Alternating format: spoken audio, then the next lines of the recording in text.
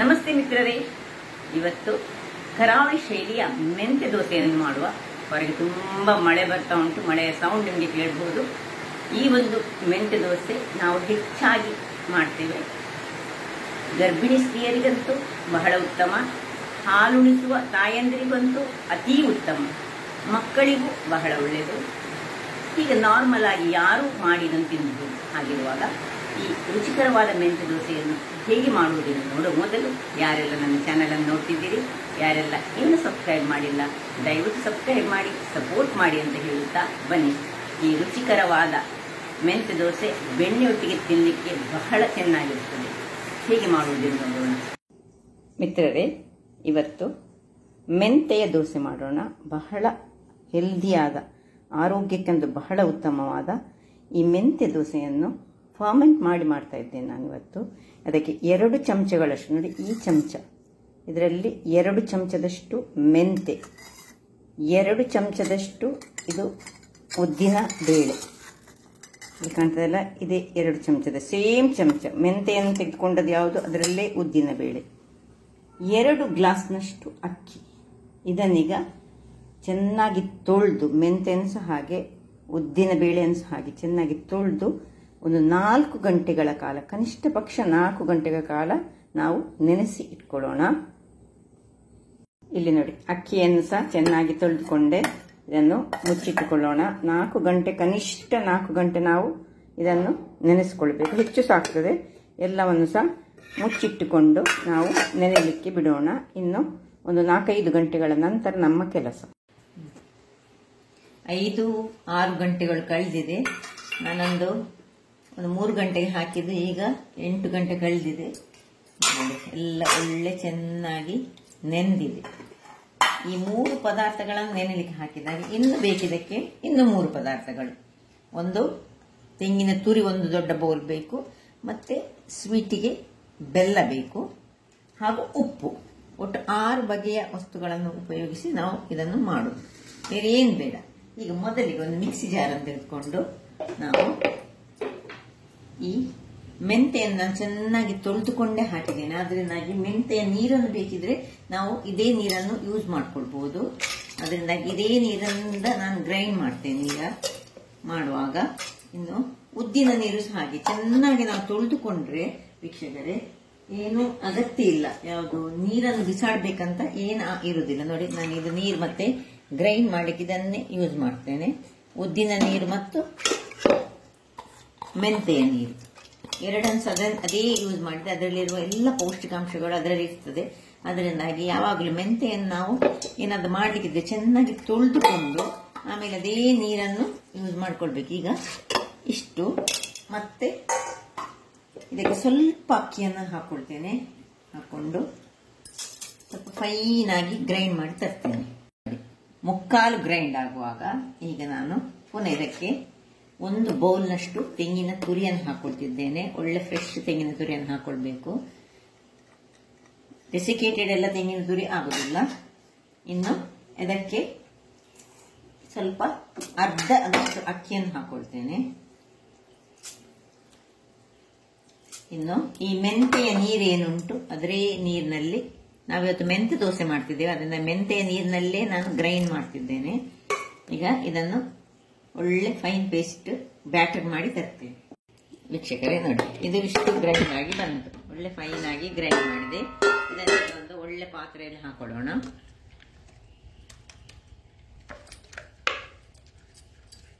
ಇನ್ನು ಉಳಿದ ಅಕ್ಕಿ ಅದನ್ನು ಸಹ ಈಗ ಗ್ರೈಂಡ್ ಮಾಡ್ಕೊಳ್ತೇನೆ. ಅದರ ಒಟ್ಟಿಗೆ ನಾನು ಉಳಿದ ಅಕ್ಕಿಯನ್ನು ಸಹ ಸ್ವಲ್ಪ, ಇದು ಪರಿಮಳದ ದೋಸೆ ಆಗ್ತದೆ. ಮೆಂತೆಯ ದೋಸೆ ಹಿಡಿದ ಆರೋಗ್ಯಕ್ಕಂತೂ ಬಹಳ ಉತ್ತಮ.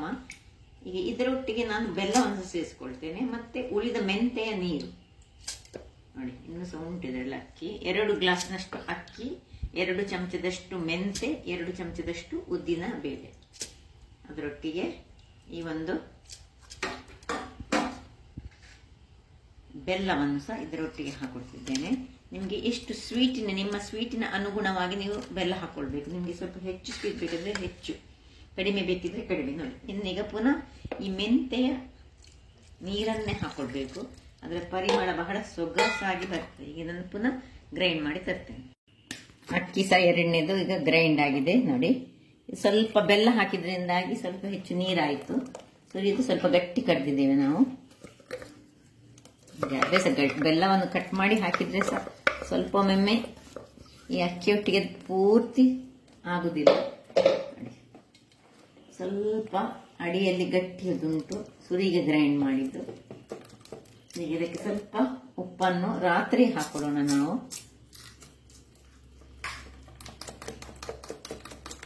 ಒಳ್ಳೆ ಫರ್ಮೆಂಟ್ ಆಗಬೇಕು. ಸ್ವಲ್ಪ ಈಗ ಮಳೆ ಬರುವ ಕಾರಣ ಸ್ವಲ್ಪ ಚಳಿ ಎಲ್ಲ ಉಂಟು, ಆದ್ರಿಂದಾಗಿ ಒಳ್ಳೆ ಬಂದ್ ಮಾಡಿಕೊಂಡು ಇಟ್ಕೊಳ್ಬೇಕು. ಇದು ನೋಡಿ, ತಿರುಗಿಸಿಕೊಳ್ಳುವುದು ತುಂಬಾ ಇಂಪಾರ್ಟೆಂಟ್. ಇಷ್ಟು ಸ್ವಲ್ಪ ದಪ್ಪ ಆಯ್ತಿದೆ. ಈಗ ಇದಕ್ಕೆ ಸ್ವಲ್ಪ ಮಿಕ್ಸಿ ತೊಳೆದ ನೀರನ್ನು ಹಾಕೊಳ್ಳೋಣ. ಇಷ್ಟು ದಪ್ಪ ಸಹ ಬೇಡ, ಯಾಕಂದ್ರೆ ನಾವು ಬೆಳಿಗ್ಗೆ ಆಗುವಾಗ ಅದು ದಪ್ಪ ಆಗ್ತದೆ. ಇದರ ಕನ್ಸಿಸ್ಟೆನ್ಸಿ ಹೇಗಿರ್ಬೇಕು ಹೇಳಿದ್ರೆ, ನಮ್ಮದು ಈ ಉದ್ದಿನ ದೋಸೆ ನಾವು ಮಾಡ್ತೀವಿ ನೋಡಿ, ಅದೇ ರೀತಿಯಲ್ಲಿ ಬರಬೇಕು.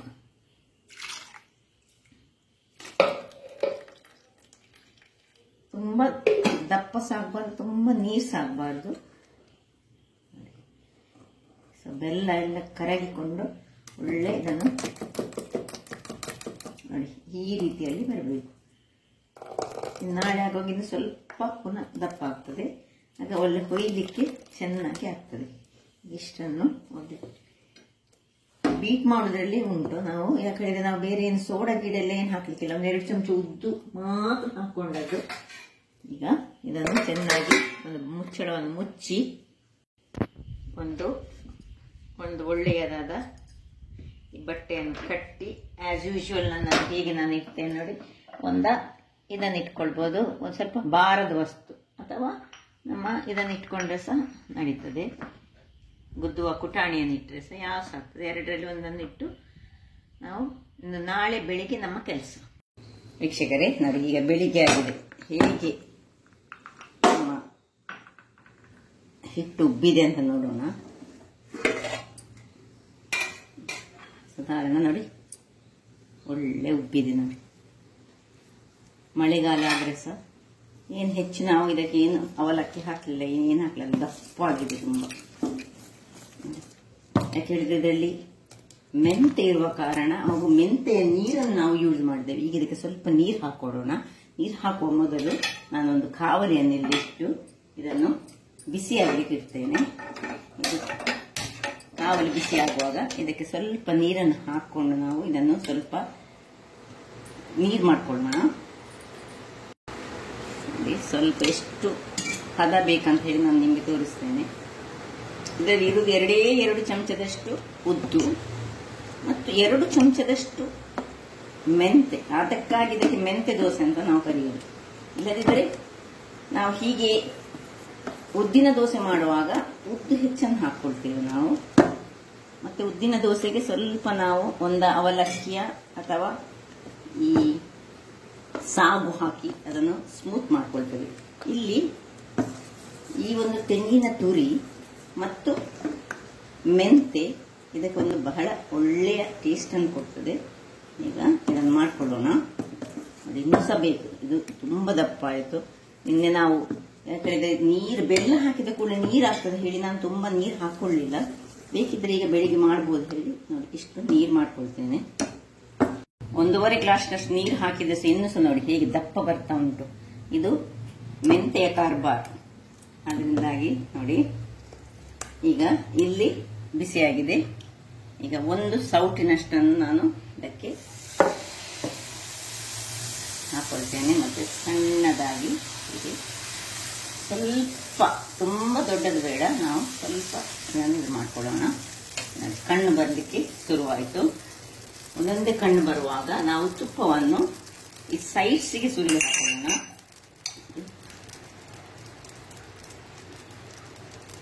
ಸೈಡ್ಸಿಗೆ ಸುರಿದು ಹಾಕೊಂಡು ಇಲ್ಲಿ ಬೇಕಿದೆ ಕೆಲವರು ಇದಕ್ಕೆ ಹಳದಿ ಹಾಕ್ತಾರೆ. ಹಳದಿ ಅಗತ್ಯ ಇಲ್ಲ, ಯಾಕಂದ್ರೆ ಇದು ನಮ್ಮದು ಪ್ಯೂರ್ಲಿ ಮೆಂತೆಯ ದೋಸೆ, ಅದರಿಂದಾಗಿ ಹಳದಿ ಅಗತ್ಯ ಇಲ್ಲ. ಹೀಗೆ ಇಲ್ಲಿ ಸ್ವಲ್ಪ ತುಪ್ಪ, ಮೇಲೆ ಸ್ವಲ್ಪ ತುಪ್ಪ ಹಾಕೊಂಡು ನಾವು ಇಲ್ಲಿ ಇದನ್ನು ಮುಚ್ಚಳವನ್ನು ಮುಚ್ಚಿಕೊಂಡು ಬೇಯಿಸ್ಕೊಳ್ಳೋಣ. ಹಾಗೆ ಇಲ್ಲಿ ನೋಡಿ ಸಣ್ಣ, ನಿಮ್ಮ ಹತ್ರ ದೊಡ್ಡದಿಲ್ಲ ಅಂತಾದ್ರೆ ಸಣ್ಣದಾದ ಒಂದು ಇದನ್ನು ಇಟ್ಕೊಂಡಿದ್ದೇನೆ. ಬೇಕಿದ್ರೆ ಸ್ವಲ್ಪ ತುಪ್ಪವನ್ನು ಮೊದಲೇ ಹೀಗೆ ಸಹ ಮಾಡಿಕೊಳ್ಬೋದು, ಇದರಲ್ಲಾದ್ರೆ ಸಣ್ಣದಲ್ಲಾದರೆ. ನೋಡಿ, ಇನ್ನು ಒಂದು ಸೌಟ್ ತೆಗೆದುಕೊಳ್ತೇನೆ.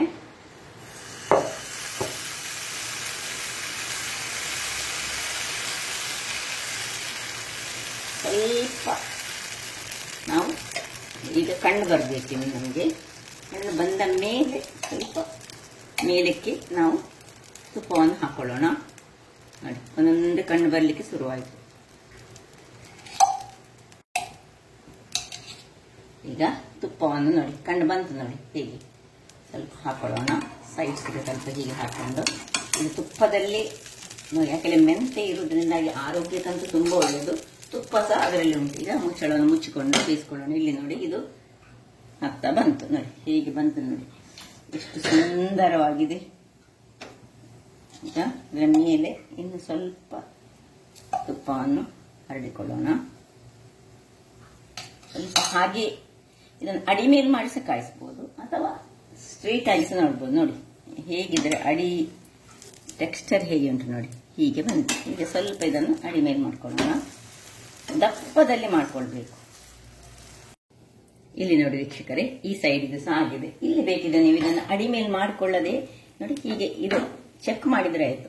ಅಂಟದಿದ್ರೆ ಇದು ಬೆಂದಿದೆ ಅಂತ ಹೇಳಿ ಅರ್ಥ. ಸಣ್ಣ ಉರಿಯಲ್ಲಿ ನಾವು ಒಂದು 5 ನಿಮಿಷಗಳ ಕಾಲ ಹೀಗೆ ಬೇಯಿಸಿ ಸಹ ಮಾಡ್ಕೊಳ್ಬಹುದು, ಅಥವಾ ಅಡಿ ಮೇಲೆ ಮಾಡಿದ್ರೆ ಸಹ ಆಗ್ತದೆ. ನೋಡಿ ಟೆಕ್ಸ್ಚರ್ ನೋಡಿ ಹೇಗೆ ಬಂದಿದೆ ಹೇಳಿ. ನೋಡಿ ಏನ್ ಚೆನ್ನಾಗಿದೆ ನೋಡಿ ಟೆಕ್ಸ್ಚರ್. ಬೇಕಿದ್ರೆ ಹೀಗೆ ಅಡಿ ಮೇಲೆ ಸಹ ಮಾಡ್ಕೊಳ್ಬಹುದು, ಅಡಿ ಮೇಲೆ ಮಾಡದೆ ಸಹ ಮಾಡ್ಬೋದು. ಏನ್ ಚೆನ್ನಾಗಿದೆ ನೋಡಿ. ಈ ಮೆಂತೆಯ ಹಾಗೆ ಈ ಬಂಗಾರದ ಬಣ್ಣ ಒಂದು ಬಂದಿದೆ. ಸಾಕು. ಇಷ್ಟಾದ್ಮೇಲೆ 1 ನಿಮಿಷ ಹೀಗೆ ಇದನ್ನು ಹೀಗೆ ಟ್ಯಾಪ್ ಮಾಡಿಕೊಂಡು ನಾವು ತೆಗೆದುಕೊಳ್ಳೋಣ. ಇದನ್ನು ನಾವು ನೋಡಿ ಬೆಣ್ಣೆಯೊಟ್ಟಿಗೆ ಸಹ ತಿನ್ಬೋದು, ಅಥವಾ ಹೀಗೆ ಸ್ವಲ್ಪ ಸಕ್ಕರೆಯನ್ನು ಹಾಕಿ ತಿನ್ಬೋದು. ನಾನು ಇವತ್ತು ಇದನ್ನು ಬೆಣ್ಣೆಯನ್ನು ಯೂಸ್ ಮಾಡಿ ತಿಂತಾ ಇದ್ದೇವೆ. ಒಂದು ಸಣ್ಣ ತುಂಡು ಬೆಣ್ಣೆ, ಹಾಗೂ ಇಲ್ಲಿ ಇನ್ನೊಂದು ಸಿದ್ಧವಾಗಿದೆ ನೋಡಿ, ಕಲ್ಲರ್ ನೋಡಿ, ಇದು ಅಡಿ ಮೇಲೆ ಮಾಡಿದನ್ನು ಇನ್ನೊಂದು ಸಿದ್ಧ ಆಗಿದೆ. ಹೀಗೆ ಅಡಿ ಮೇಲೆ ಮಾಡಿ ಹೆಚ್ಚಿಸ ಕಾಯಿಸಬಹುದು, ಅಥವಾ ಕಡಿಮೆ ಕಾಯುವವರಿಗೆ ಕಡಿಮೆ ಕಾಯಿಸಬಹುದು. ನಿಮಗೆ ಅನುಗುಣವಾಗಿ ನಿಮಗೆ ಹೇಗೆ ಬೇಕು ಹಾಗೆ ಮಾಡಬಹುದು. ಬಹಳ ಚೆನ್ನಾಗಿ ಬರ್ತದೆ. ಸಾಫ್ಟ್ ಸಹ ಎಷ್ಟು ಸಾಫ್ಟ್ ಉಂಟು ನೋಡಿ. ಇದು ಸಹ ಹಾಗೆ, ಇದು ಸಹ ಹಾಗೆ, ಇದು ಸಹ ಹಾಗೆ.